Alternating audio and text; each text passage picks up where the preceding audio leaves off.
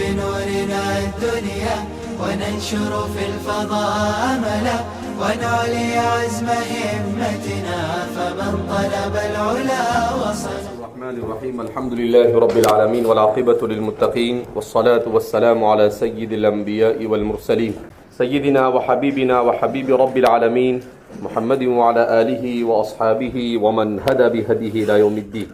قول اللہ بھی پڑھ سکتے ہیں اگر اس کو مبتدا بنائیں، اور قول اللہ بھی پڑھ سکتے ہیں اگر اس کا عطف باب فضل الجہاد پر کریں. تو فضل مضاف الیہ پر اگر اس کا عطف کریں گے تو وہ قول اللہ آئے گا، اور اگر اس کا عطف بابو پر کریں گے تو قول اللہ آئے گا.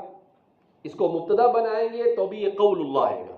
وقول اللہ تعالی یا وقول اللہ تعالی ان اللہ اشترى من المؤمنین انفسهم واموالهم بان لهم الجنہ. امام بخاری رحمۃ اللہ علیہ کا اسلوب اور ان کا منہج کہ امام بخاری اپنی کتاب میں کس اسلوب کو اختیار کرتے ہیں، کس طریقے کو اختیار کرتے ہیں. ہمارے زمانے میں مستقل ایک علم ہے جس علم کو کہا جاتا ہے مناہج المحدثین. علم المناہج اس کا نام ہے، جس میں ہر کتاب کے لکھنے والے کے منہج سے بحث کی جاتی ہے. مناہج المفسرین، مناہج الفقہاء، مناہج الاصولیین، مناہج النحویین. تو جو بھی کتاب، ہر آدمی کا اپنا ایک اسلوب ہوتا ہے. امام بخاری کا اسلوب کیا ہے؟ امام بخاری کا اسلوب یہ ہے کہ آپ اپنی کسی بھی کتاب کو جب شروع کرتے ہیں تو عام طور پر اس پر بسم اللہ لکھتے ہیں. اس کے بعد کتاب کو متعین کرتے ہیں کہ کون سی کتاب ہے. جیسے یہاں کتاب الجہاد، کہیں کتاب الصلاۃ ہوگا، کہیں کتاب الطہارہ ہوگا، کہیں کتاب العلم ہوگا، کہیں کتاب الایمان ہوگا، کہیں کتاب بدء الوحی ہوگا. پھر اس کے بعد باب قائم کرتے ہیں کہ کتاب کے تحت ایک جنس کے مسائل اور باب کے تحت ایک نوع کے مسائل. باب کے تحت ایک نوع کے مسائل، نوع، جنس، فصل. ارے منطق پڑھا ہے نا؟ ہاں، تو اس میں آپ نے پڑھا ہوگا جنس کس کو کہتے ہیں، نوع کس کو کہتے ہیں، فصل کس کو کہا جاتا ہے. ایک ہوتی ہے کلی، مناطقہ کے یہاں پر کلی، جیسے الحیوان، یہ کیا ہے؟ کلی. روئے زمین پر جتنے بھی ذی روح ہے ان سب کو کیا کہا جائے گا؟ الحیوان. الناطق، یہ کیا ہے؟ نوع ہے. الحیوان الناطق. تو الحیوان الناطق یہ کیا ہو گیا؟ اس کی جنس ہو گئی. اس کی کیا ہو گئی؟ جنس. پھر اس میں مرد اور عورت، یہ کیا ہے؟ نوع ہے. اس میں مرد اور عورت کا ہونا یہ کیا ہے؟ نوع ہے. تو اسی طریقے سے ایک جنس کے مسائل ہو تو کتاب، اور ایک نوع کے مسائل ہو تو باب، اور ایک جزئی کے مسائل ہو تو فصل. ایک جزئی کے مسائل ہو تو فصل. جیسے نماز کے تمام مسائل تو کتاب الصلاۃ. قیام کے مسائل تو کیا بولیں گے؟ باب القیام. اور قراءت کے مسائل تو بولیں گے فصل فی القراءت. تو امام بخاری کتاب قائم کرتے ہیں، باب قائم کرتے ہیں، دونوں کے عناوین الگ الگ دیتے ہیں. اور پھر اس کے بعد امام بخاری کا اسلوب، منہج اور طریقہ یہ ہے کہ اس کے بعد قرآن کریم کی کسی آیت کو مکمل یا اس کے کسی جز یا حصے کو لاتے ہیں. پھر جب یہ ہو جاتا ہے پھر اس کے بعد سند متصل کے ساتھ حدیث کو لاتے ہیں، اور ضرورت پڑے تو پھر تعلیقات کو لے کر آتے ہیں. بغیر سند کے کچھ احادیث کو کیا کرتے ہیں؟ وہ ذکر کرتے ہیں. تو یہ ہے امام بخاری کا پورا نہج. کتاب قائم کرنا، باب کو قائم کرنا، کسی اس کی مناسبت سے کسی آیت کریمہ کو لانا، یا مختلف آیتوں کے مختلف چھوٹے چھوٹے اجزاء اور اس کے ٹکڑوں کو لے کر آنا. اس کے بعد سند متصل کے ساتھ احادیث کو ذکر کرنا، اور جہاں پر ضرورت ہو تو تعلیقاً کچھ روایتوں کو بغیر سند کے لانا یا مختصر سند کے ساتھ لانا۔ تو اس طریقے سے امام بخاری اپنی پوری کتاب میں اس اسلوب کو اختیار کیے ہوئے، پوری کتاب میں اسی اسلوب کو اختیار۔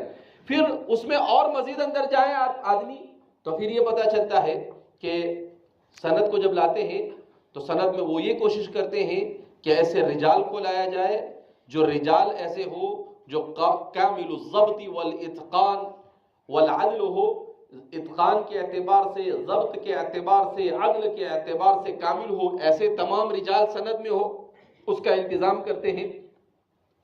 متن بھی ایسا لانے کی کوشش کرتے ہیں جس متن کے سلسلے میں شذوذ اور کسی قسم کی علت جلیلہ یا خفیفہ سے کیا ہو، پاک ہو، ایسا متن لاتے ہیں۔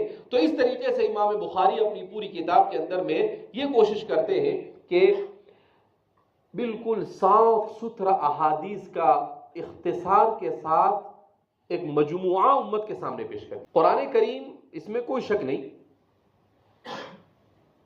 کہ قرآن کریم اللہ رب العزت کی کتاب ہے، اور اس میں انسان کے لیے ضروری کلیات کے ساتھ ساتھ جزئیات کو بھی ذکر کیا گیا، مگر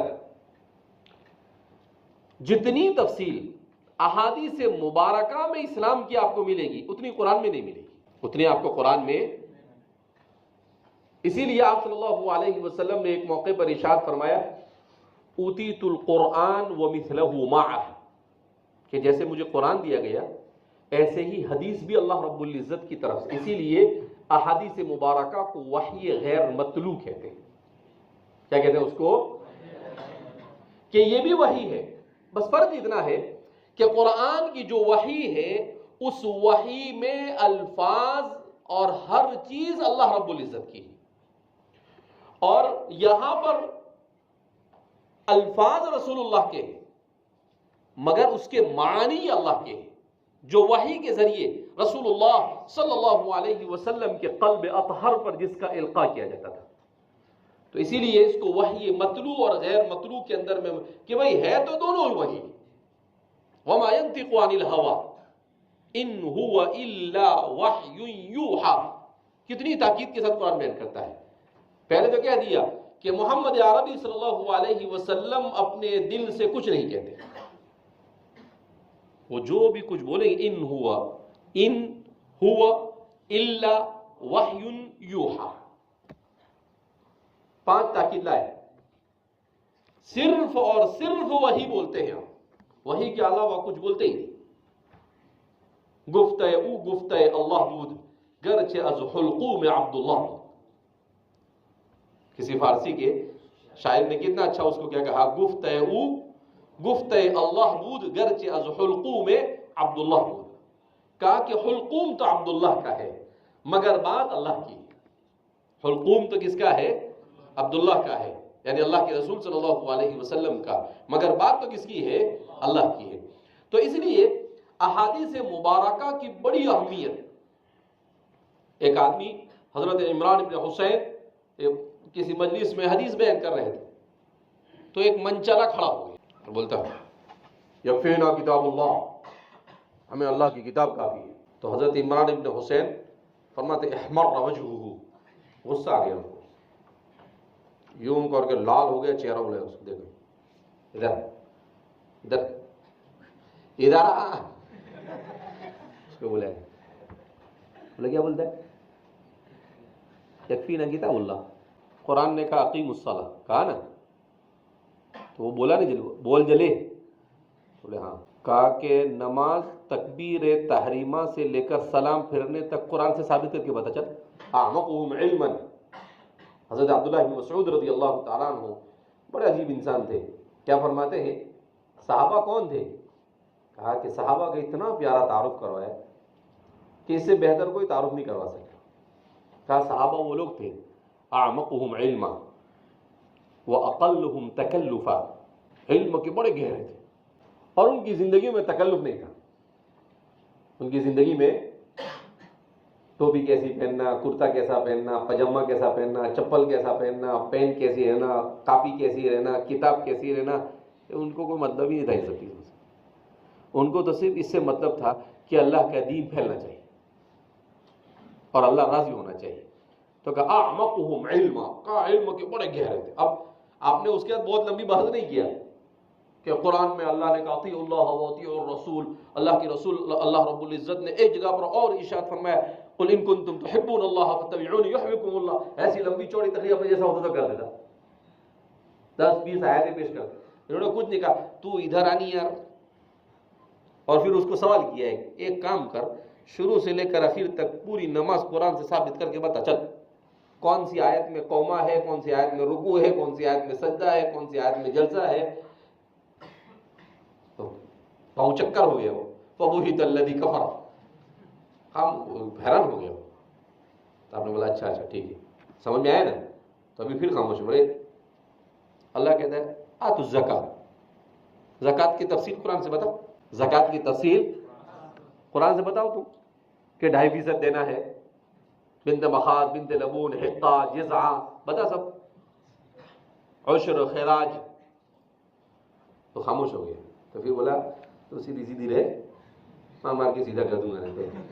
آپ نے پھر اس کا ایسا بولا کہ احادیث رسول نے ان تمام تفصیلات کو ذکر کیا ہے، لہذا حدیث رسول کے بغیر چارہ ہی نہیں، حدیث رسول کے بغیر چارہ ہی نہیں. اسی لیے حضرت علی رضی اللہ تعالیٰ عنہ، ان کا خوارج کے ساتھ اختلاف تھا. تو حضرت علی رضی اللہ تعالیٰ عنہ جب خطبہ دیتے تھے جمعہ کے دن، تو کچھ خوارج مسجد کے اندر میں منتشر ہو جاتے تھے. ایک ادھر بیٹھتا تھا پلاننگ کے ساتھ، ایک ادھر بیٹھے، ایک ادھر بیٹھے، ایک بیچ میں بیٹھے. اب حضرت علی خطبہ دیتے رہے اور کیا کرے، اور ایسا زور سے چلائے، کیا کہے، ان الحکم الا للہ، زور سے چلا، حکم تو اللہ ہی کا چلے گا. ابھی ایک بولے، پھر آپ خطبہ شروع کریں، پھر دوسرے کون سے بولے ان الحکم الا للہ، پھر تیسرا بولے ان الحکم الا للہ. حضرت علی بیچ میں چھوٹا سا جملہ بول کے آگے نکل جا رہے، کلمۃ حق ارید بها الباطل. کیا فرماتے تھے؟ کلمۃ حق ارید بها الباطل، کا کلمہ تو حق ہے، بات تو صحیح ہے، مگر اس سے جو قصد کیا جا رہا ہے وہ باطل کا قصد کیا جا رہا ہے. کیا اعمقہم علما، اس کو کہتے ہیں اعمقہم علما. چھوٹی سی جملہ بھی نہیں، کیا بولتے تھے، اتنی سی جملی بولتے تھے اور ایسا لگتا تھا جیسے اینٹ کا جواب پتھر سے. تو کیا کہتے تھے، کلمۃ حق ارید بها الباطل، کا بات تو صحیح ہے، ان الحکم الا للہ، قرآن کی آیت ہے، تو اس کو کیسا انکار کر سکتے ہیں. قرآن تو کہتا ہے ان الحکم الا للہ، کہ اللہ ہی کا حکم چلے گا، مگر اللہ کا حکم چلانے کے لیے اللہ والوں کے پیچھے چلنا پڑے گا. صحابہ کی بات کو، صحابہ کی فہم کو، تابعین کی فہم کو، فقہا کی فہم کو کیا کرنا پڑے گا، سمجھنا پڑے گا. تو کہا آگے ہی بیٹھ کے بولتی ان الحکم الا للہ، تو بولتے ہیں کہ کلمۃ حق ارید بها الباطل. اس لیے یہ دنیا بہت بھاری ہے. عجیب قسم کے لوگ کیا ہوتے ہیں، کھڑے ہوتے ہیں، زخرف القول غرورا، چکنی چپڑی بات کر کر آدمی کو، آپ کو بالکل شروع میں تو ایسے لگے کہ یار حضرت سے بڑا مخلص کوئی نہیں لگتا ہے.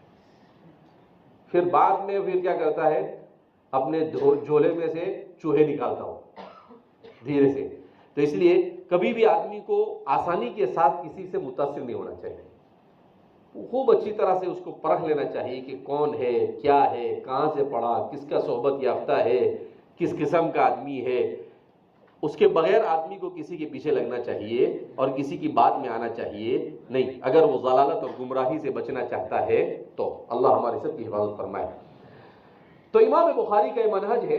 اب قرآن کریم کی آیت کریمہ لائیں گے جہاد سے متعلق، ان اللہ اشتری من المؤمنین. اتنا شاندار انتخاب کرتے ہیں امام بخاری کہ طبیعت مچل جاتی ہے.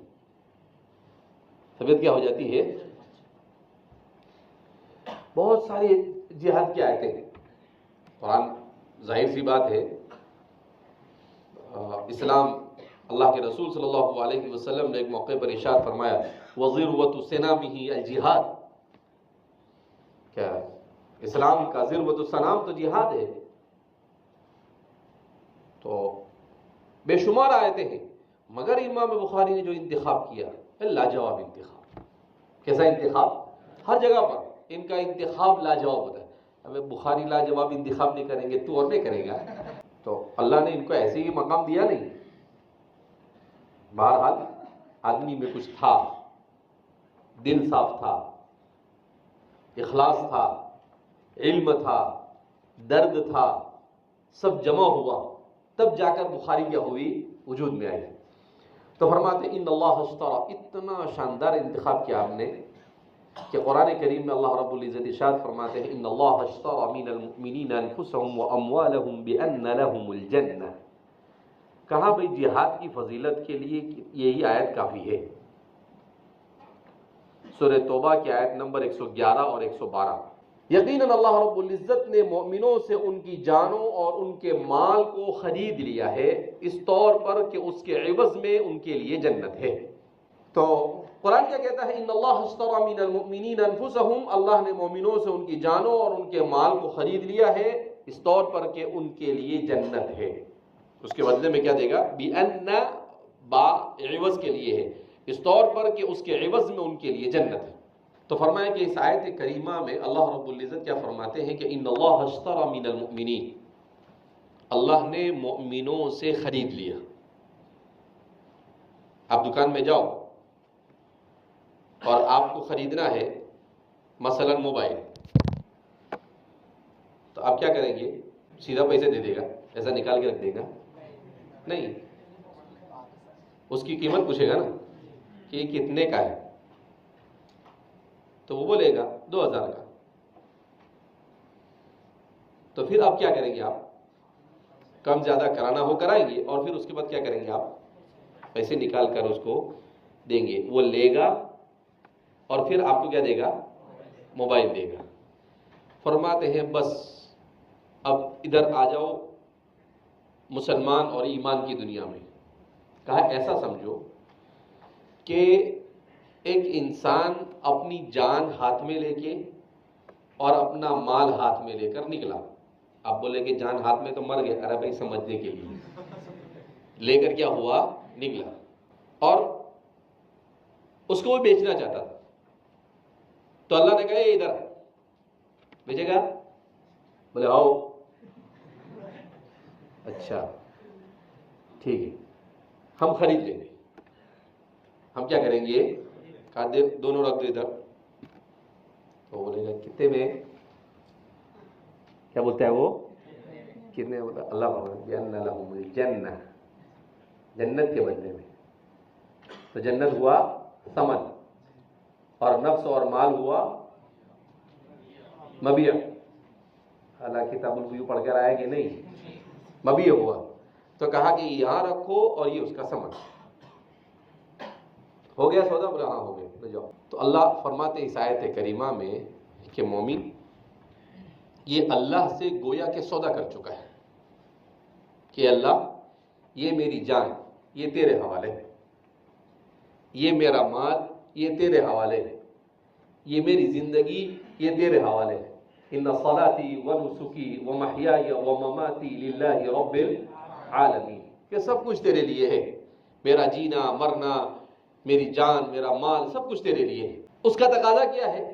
جب جان کی ضرورت پڑے جان لے کر نکل جائے اور کہے کہ اللہ حاضر ہے. جب مال کی ضرورت پڑے مال دے دے، کہا کہ اللہ حاضر ہے. وَيُؤْثِرُونَ عَلَىٰ أَنفُسِهِمْ وَلَوْ كَانَ بِهِمْ خَصَاصَةٌ. وہ یہ نہیں سوچتا ہے کہ یار ختم ہو جائے گا، شام کو تاڑی کیسے کھاؤں گا. وہ یہ نہیں سوچتا ہے کہ یار ریسیس میں چائے کیسے پیوں گا. نہیں، وہ سوچتا ہے کہ نہیں اللہ کے راستے میں دیا ختم ہو گیا. اللہ کے راستے میں نکلے. تو کہا یہ مومن، اس کو مومن کہتے ہیں. تو کہا کہ یہ مومن کے لیے کتنا بڑا سودا ہے کہ اللہ خالق اور مالک اس سے سودا کرتا ہے جبکہ اس کو سودے کی ضرورت ہے نہیں. ارے ضرورت ہے اس کو؟ نہیں ضرورت ہے، لیکن پھر بھی اللہ کہہ رہا ہے کہ بھئی تو ایسا سمجھ لے، تو نے کلمہ پڑھا اس کا مطلب یہ ہے کہ تو نے سب کچھ ہم کو دے دیا اور ہم نے تیرے نام جنت الاٹ کر دی. کہا یہ دنیا میں فلیٹ اور دنیا کے اندر میں پلاٹ کے چکر میں پڑتا ہے، یہاں پر جنت الاٹ کر دی گئی ہے، یہاں پر جنت کیا کر دی گئی ہے؟ الاٹ کر دی گئی، لیکن اس کے لیے اس طریقے سے کیا کرنا پڑے گا؟ تو فرماتے ہیں کہ یہ انفسہم کا مطلب کیا ہے کہ جب ضرورت پڑے جہاد میں نکل کر اپنی جان کو اللہ کے راستے میں دینے کے لیے تیار رہنا چاہیے، اپنی جان کو اللہ کے راستے میں دینے کے لیے کیا رہنا چاہیے؟ ڈر کر پھسپھسا بن کر رہنا چاہیے نہیں، بزدل بن کر رہنا چاہیے نہیں۔ مومن جرأت کے ساتھ زندگی گزارتا ہے۔ حضرات صحابہ کرام رضوان اللہ تعالیٰ مجمعین کے بارے میں جیسا کہ کل بتایا گیا، ان کو کیا کہا گیا؟ ان الناس قد جمعوا لكم فاخشوهم فزادهم ایمانا، کہا وقالوا حسبنا اللہ ونعم الوکیل۔ تو جا کام کر، آ گئی ڈرانے۔ کس کو ڈرانے آئی تو؟ ہم ڈرتے ورتے نہیں ہیں، یہاں تو آر کے پار کی لڑائی ہوتی ہے، یا تو ہم نہیں رہیں گے یا تو نہیں رہے گا، بیچ میں کوئی تیسرا آپشن ہمارے پاس ہے نہیں۔ تو ایسی صحابہ نے خودداری کے ساتھ زندگی، بہادری کے ساتھ زندگی، جرأت کے ساتھ زندگی، اللہ کے دین کے خاطر سب کچھ قربان کرنے کے ساتھ زندگی گزارا۔ اس وقت بھی انسانیت کو اسی طرح کے انسانوں کی ضرورت ہے جو اس طرح سے زندگی کیا کرے؟ گزارے۔ الیس منکم رجل رشید، ہے کوئی جو اس طرح سے زندگی؟